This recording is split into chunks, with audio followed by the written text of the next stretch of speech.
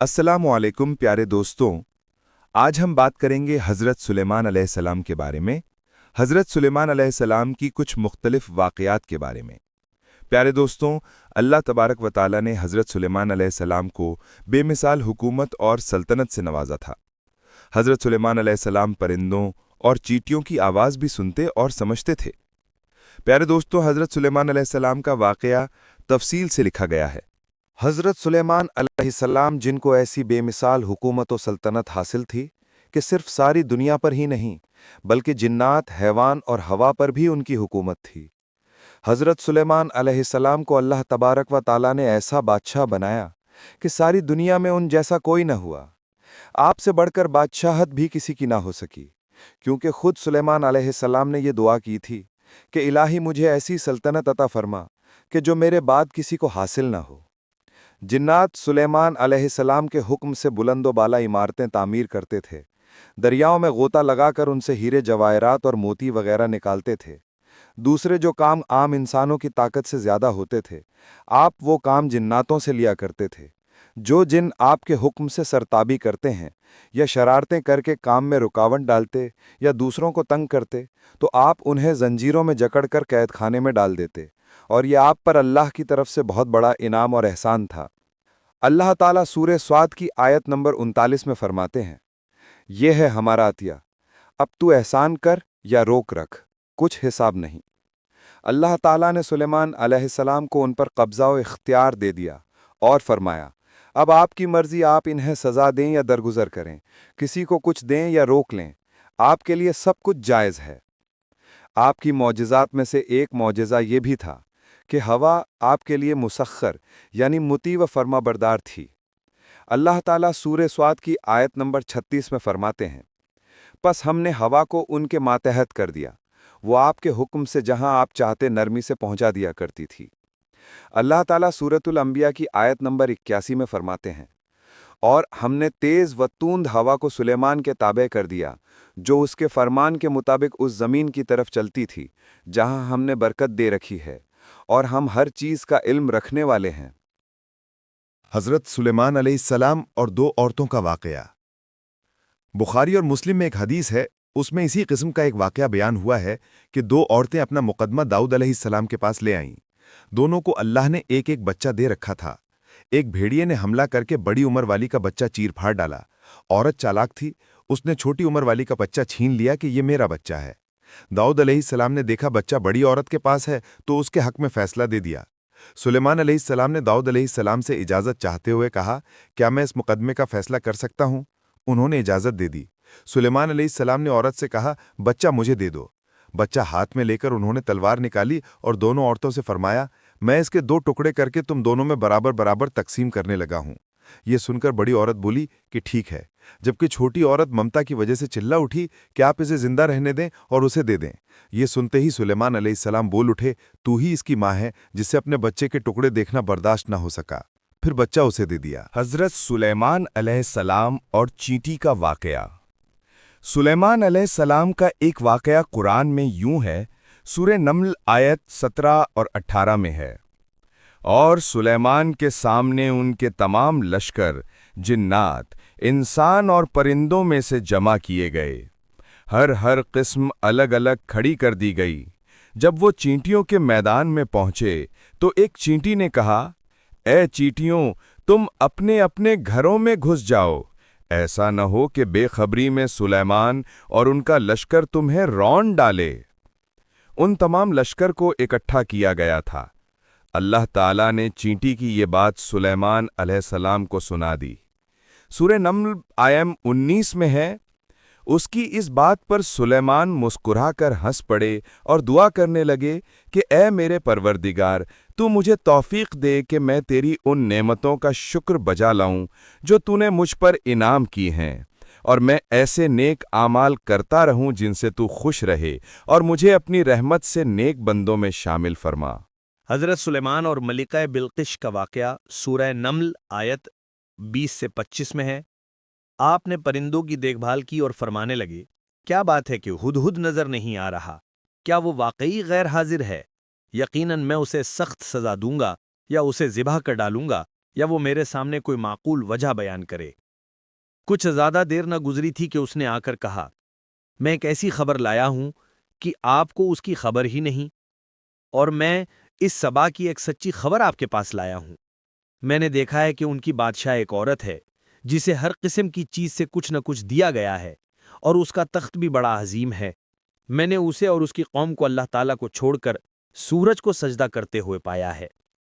شیطان نے انہیں بہلا پھسلا کر سیدھے راستے سے ہٹا دیا ہے، پس وہ ہدایت پر نہیں آتے کہ اسی اللہ کو سجدہ کرے جو آسمانوں اور زمینوں کی پوشیدہ چیزوں کو باہر نکالتا ہے، اور جو کچھ تم چھپاتے اور ظاہر کرتے ہو وہ سب کچھ جانتا ہے۔ ہدہد نے اللہ تبارک و تعالیٰ کی یہ صفات اس لیے بیان کی کہ یہ اپنی حس کے ذریعے زمین میں پانی والے حصے کا پتہ چلا لیتا ہے۔ سلیمان علیہ السلام کو بھی یہی ہدہد بتایا کرتا تھا کہ پانی کہاں ہے، پھر آپ جن کے ذریعے پانی نکلواتے تھے۔ یہ اطلاع سن کر سلیمان علیہ السلام حیران ہوئے۔ آپ نے ہدہد سے کہا، ابھی ہم تمہاری بات کی تصدیق کر لیتے ہیں۔ سورہ نمل آیت 27 اور 28 میں ہے۔ سلیمان نے کہا، اب ہم دیکھیں گے کہ تم نے سچ کہا ہے یا تو جھوٹا ہے۔ میرے اس خط کو لے جا کر انہیں دے دے، پھر ان کے پاس سے ہٹا اور دیکھ کہ وہ کیا جواب دیتے ہیں۔ ہدہد وہ خط لے کر ملکہ بلقیس کے محل پہنچا۔ خط اس کے سامنے گرا کر خود دیوار پر جا بیٹھا۔ خط دیکھ کر ملکہ بلقیس نے کہا، وہ کہنے لگی، اے سردارو، میری طرف ایک خط ڈالا گیا ہے جو سلیمان کی طرف سے ہے، اور جو بخشش کرنے والے مہربان اللہ کے نام سے شروع ہے، یہ کہ تم میرے سامنے سرکشی نہ کرو اور مسلمان بن کر میرے پاس آ جاؤ۔ اس نے کہا، اے میرے سردارو، تم میرے اس معاملے میں مجھے مشورہ دو۔ میں کسی امر کا قطعی فیصلہ جب تک تمہاری موجودگی اور رائے نہ ہو نہیں کیا کرتی۔ اور سب نے جواب دیا کہ ہم طاقت اور قوت والے، سخت لڑنے بھیڑنے والے ہیں، آگے آپ کو اختیار ہے، آپ خود ہی سوچ لیجئے کہ ہمیں آپ کیا کچھ حکم فرماتی ہیں۔ اس نے کہا کہ بادشاہ جب کسی بستی میں گھستے ہیں تو اسے اجاڑ دیتے ہیں، اور وہاں کے باعزت لوگوں کو ذلیل کر دیتے ہیں، اور یہ لوگ بھی ایسا ہی کریں گے۔ میں انہیں ایک ہدیہ بھیجنے والی ہوں، پھر دیکھ لوں گے کہ قاصد کیا جواب لے کر لوٹتے ہیں۔ ملکہ بلقیس یہ اندازہ کرنا چاہتی تھی کہ سلیمان علیہ السلام کس قسم کے بادشاہ ہیں، اور یہ کہ وہ ان کے خلاف لڑ سکیں گے یا نہیں۔ چنانچہ اس نے فلسطین کی طرف بے شمار تحفے روانہ کیے تاکہ لڑائی کی نوبت نہ آئے۔ لیکن جب یہ تحفے سلیمان علیہ السلام کے پاس پہنچے تو آپ غضبناک ہو گئے۔ بس جب قاصد سلیمان علیہ السلام کے پاس پہنچا تو آپ نے فرمایا، کیا تم مال سے مجھے مدد دینا چاہتے ہو؟ مجھے تو میرے رب نے اس سے بہت بہتر دے رکھا ہے جو اس نے تمہیں دیا ہے، بس تم ہی اپنے تحفے سے خوش رہو۔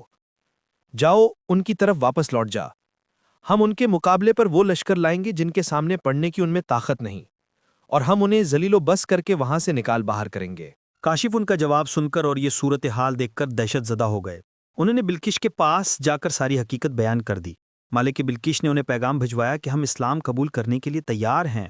سلیمان علیہ السلام تک اس کا پیغام پہنچا تو آپ اپنے درباریوں کی طرف متوجہ ہوئے۔ آپ نے فرمایا، ایسے سرداروں تم میں سے کوئی ہے جو ان کے مسلمان ہو کر پہنچنے سے پہلے ہی اس کا تخت مجھے لا دے؟ تو ایک جنات کہنے لگا، آپ اپنی مجلس سے اٹھیں، اس سے پہلے میں اسے آپ کے پاس لا دیتا ہوں۔ یقین مانیے کہ میں اس پر قادر ہوں اور ہوں بھی امانت دار۔ جس کے پاس کتاب کا علم تھا وہ بول اٹھا کہ آپ پلک جھپکائیں، اس سے پہلے ہی میں اسے آپ کے پاس پہنچا سکتا ہوں۔ جب آپ نے اسے اپنے پاس موجود پایا تو فرمانے لگے، یہی میرے رب کا فضل ہے تاکہ وہ مجھے آزمائے کہ میں شکر گزاری کرتا ہوں یا ناشکری۔ شکر گزار اپنے ہی نفع کے لیے شکر گزاری کرتا ہے، اور جو ناشکری کرے تو میرا پروردگار بے پرواہ اور کرم کرنے والا ہے۔ حکم دیا کہ اس کے تخت کی صورت بدل دو تاکہ معلوم ہو جائے کہ یہ راہ پا لیتی ہے یا ان میں سے ہوتی ہے جو راہ نہیں پاتے۔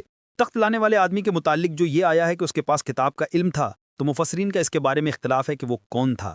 قرآن کریم کے الفاظ سے جو معلوم ہوتا ہے وہ اتنا ہی ہے کہ وہ کوئی انسان ہی تھا جس کے پاس کتاب الہی کا علم تھا۔ اللہ تعالیٰ نے کرامت و اعجاز کے طور پر اسے یہ قدرت دے رکھی تھی کہ پلک جھپکتے ہی وہ تخت لے آیا۔ پھر سلیمان علیہ السلام نے تخت میں تبدیلی کا حکم دیا۔ تخت میں تبدیلی کا حکم سن کر اس میں سے ہیرے جواہر نکال دیے گئے اور دوسری جگہوں پر لگا دیے گئے۔ سورہ نمل آیت نمبر 42 اور 43 میں ہے۔ پھر جب وہ آ گئی تو اس سے کہا گیا کہ ایسا ہی تیرا بھی تخت ہے؟ اس نے جواب دیا کہ یہ گویا وہی ہے، ہمیں اس سے پہلے ہی علم دے دیا گیا تھا اور ہم مسلمان تھے۔ اسے انہوں نے روک رکھا تھا کہ جن کی وہ اللہ کو چھوڑ کر پرستش کرتی رہی تھی، یقیناً وہ کافر لوگوں میں سے تھی۔ اب سلیمان علیہ السلام کی ملکہ بلقیس سے گفتگو شروع ہوئی۔ پھر وہ اسے تخت کے پاس لے آئے، اس سے پوچھا، کیا تیرا تخت بھی اسی طرح کا ہے؟ اس نے بہت اچھا اور فصاحت سے بھرپور جواب دیا۔ اس نے نہ تو یہ کہا کہ ہاں کیونکہ وہ تو اپنا تخت پیچھے شبا کے علاقے میں چھوڑ آئی تھی، یہاں کیسے آ سکتا تھا، نہ اس نے یہ کہا کہ نہ کیونکہ یہ وہی محسوس ہو رہا تھا، البتہ اس میں قدرے تبدیلی محسوس ہو رہی تھی۔ اس نے عجیب جملے میں جواب دیا کہ یہ وہی لگتا ہے۔ سلیمان علیہ السلام یہ جواب سن کر حیران ہوئے۔ اب آپ نے اسے اپنی سلطنت کا غلبہ دکھانے کے لیے ایک ایسا منظر دکھایا جو کسی بشر نے آج تک نہیں دیکھا۔ چنانچہ آپ اسے ایک محل میں لے گئے، یہ مکمل طور پر شیشے کا تھا، اس سے دوسری طرف دیکھا جا سکتا تھا، فرش بھی شیشے کا تھا، شیشے کے نیچے پانی چھوڑا گیا تھا، پانی چلتا رہتا تھا۔ آپ اسے لیے اندر داخل ہوئے تو وہ بہت حیران ہوئی کہ محل میں پانی بہہ رہا ہے۔ اس نے اپنا لباس کچھ اوپر کر لیا کہ بھیگ نہ جائے۔ اس نے اپنا پاؤں پانی پر رکھنا چاہا تو وہ شیشے پر پڑا اور زیادہ حیران ہوئی اور شرمندہ بھی کہ دھوکہ کھا گئی، اور یہ سب کچھ جنات کے ذریعے تیار کروایا گیا تھا۔ سورہ نمل آیت نمبر 44 میں اللہ تعالیٰ فرماتے ہیں، اس سے کہا گیا کہ محل میں چلی چلو، جسے دیکھ کر یہ سمجھ کر کہ یہ حوض ہے، اس نے اپنی پنڈیاں کھول دیں۔ سلیمان نے کہا، یہ ایسا محل ہے جس میں نیچے بھی شیشے جڑے ہوئے ہیں۔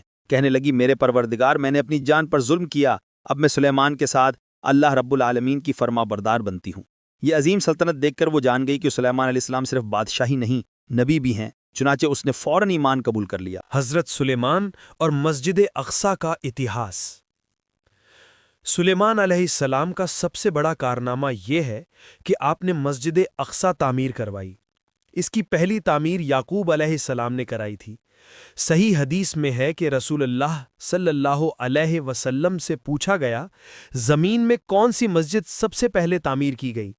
آپ نے فرمایا، مسجد حرام، یعنی مکہ معظمہ والی مسجد۔ پھر آپ سے پوچھا گیا کہ اس کے بعد کون سی مسجد زمین میں بنائی گئی؟ آپ نے جواب دیا، مسجد اقصیٰ۔ جب وقت نصر نے اس پر قبضہ جما لیا تو اس نے مسجد اقصیٰ ڈھا دی۔ لیکن پھر سلیمان علیہ السلام کو اللہ تعالیٰ نے بادشاہت عطا کی تو انہوں نے مسجد اقصیٰ کی تعمیر شروع کرا دی۔ اس کے ساتھ ہی انہوں نے ہیکل سلیمانی بھی تعمیر کروایا۔ یہودی آج تک اس کو مقدس سمجھتے ہیں۔ یہ مسجد اقصیٰ کے بالکل قریب ہے۔ مسجد اقصیٰ میں نماز کی فضیلت۔ مسجد اقصیٰ کے فضیلت میں بہت سی روایت ملتی ہیں، جیسا کہ رسول اللہ صلی اللہ علیہ وسلم کا ارشاد ہے، مسجد حرام میں ایک نماز کا ثواب 1,00,000 نمازوں کے برابر ہے۔ مسجد نبوی میں ایک نماز کا ثواب 1000 نماز کے برابر ہے، اور مسجد اقصیٰ میں 500 نمازوں کے برابر ثواب ملتا ہے۔ حضرت سلیمان علیہ السلام کی وفات۔ اللہ تعالیٰ نے انہیں اس قدر طاقت اور قدرت عطا فرمائی تھی، لیکن اس کے باوجود آپ بشر تھے اور موت ہر بشر کو پہنچ کر رہتی ہے۔ انسان جس قدر بھی قدرت حاصل کر لے، جتنا بھی غلبہ پا لے، جتنی بھی عظمت حاصل کر لیں، لیکن موت سے نہیں بچ سکتا۔ اللہ تعالیٰ نے تو نبی کریم صلی اللہ علیہ وسلم کے متعلق فرمایا ہے، سورۃ الزمر آیت 30 میں ہے، بے شک خود آپ کو بھی موت کا مزہ چکھما ہے اور یہ سب بھی مرنے والے ہیں۔ اللہ تعالیٰ نے چاہا کہ سلیمان علیہ السلام کی موت سے بھی لوگوں کو عبرت ہو اور نشانیاں ظاہر ہیں، کیونکہ اس دور میں لوگ جنات کے فتنے میں مبتلا تھے۔ یہ خیال کرتے تھے کہ جنات کو غیب کا علم ہے۔ اللہ تعالیٰ نے چاہا کہ لوگوں کو سلیمان علیہ السلام کی موت کے ذریعے بتائے کہ جنات کو علم غیب نہیں ہے۔ ایک دن سلیمان علیہ السلام نے جنات کو سختی کے ساتھ مسخر کیا اور وہ آپ کے سامنے کام کرنے لگے۔ آپ ان کی نگرانی کرتے رہتے۔ جنات کے دلوں میں آپ کا بہت خوف تھا۔ آپ انہیں سستی کرنے پر سخت سزا دیتے تھے۔ آپ کھڑے ان کی نگرانی کر رہے تھے۔ اس وقت آپ کی عمر 150 سال تھی۔ جنات بیت المقدس کی تعمیر میں مصروف تھے۔ ایسے میں آپ نے اپنا عصا پکڑا اور اس پر اپنی ہتھیلیاں ٹکا دیں، پھر ہتھیلیوں پر اپنا سر رکھ دیا۔ اس طرح ان کی نگرانی کرتے رہے۔ اسی حالت میں اللہ تعالیٰ نے آپ کی روح قبض کر لی، تاہم آپ کی آنکھیں کھلی رہیں۔ ادھر جنات مسلسل کام میں لگے رہے۔ وہ یہی خیال کرتے رہے کہ سلیمان علیہ السلام زندہ ہیں اور انہیں دیکھ رہے ہیں۔ آپ کا خلیفہ آیا تو وہ جان گیا آپ کے انتقال کر گئے ہیں، لیکن اس نے بھی جنات پر یہ بات ظاہر نہ کی۔ اس طرح 2 سال گزر گئے۔ جنات اس قدر نگرانی پر حیران تھے۔ وہ دیکھ رہے تھے کہ 2 سال سے سلیمان علیہ السلام نے حرکت تک نہیں کی، پلک تک نہیں جھپکی۔ ادھر اللہ تعالیٰ نے دیمک کو سلیمان علیہ السلام کے عصا پر مسلط کر دیا۔ وہ اندر ہی اندر لاٹھی کو کھوکھلا کرتے رہے۔ آخر لاٹھی ٹوٹ گئی، سلیمان علیہ السلام زمین پر گر گئے۔ اس وقت جنات کو پتہ چلا کہ انہیں فوت ہوئے تو عرصہ دراز ہو چکا ہے۔ तब इंसानों को भी मालूम हो गया कि जिन्नात को गैब का इल्म नहीं है। अल्लाह ताला सूरह सबा आयत 14 में फरमाते हैं, फिर जब हमने उन पर मौत का हुक्म भेज दिया तो उनकी खबर जिन्नात को किसी ने न दी सिवाय दीमक के जो उनके असा को खा रहा था। बस जब सुलेमान गिर पड़े तो उस वक्त जिन्नात ने जान लिया कि अगर वो गैबदान होते तो इस जिल्लत के अजाब में मुब्तला न रहते। इस तरह अल्लाह ताला ने लोगों को बता दिया कि जिन्नात भी मखलूक हैं, गैबदान नहीं, अल्लाह ताला ही उन पर कादिर है। हमें उम्मीद है कि कुरान और हदीस की रोशनी में आपको हज़रत सुलेमान अलैहिस्सलाम का ये किस्सा पसंद आया होगा। अगर आपको ये पोस्ट अच्छा लगा हो तो अपने दोस्तों और परिवार वालों के साथ शेयर ज़रूर करें, और अगर लिखने में कहीं कोई गलती हो गई हो तो कमेंट बॉक्स में उस पैराग्राफ को ज़रूर बताएं ताकि हम उसे सुधार सकें। अल्लाह तबारक व ताला हमें और आपको सीधे रास्ते पर चलने की तौफीक अता फरमाए। आमीन।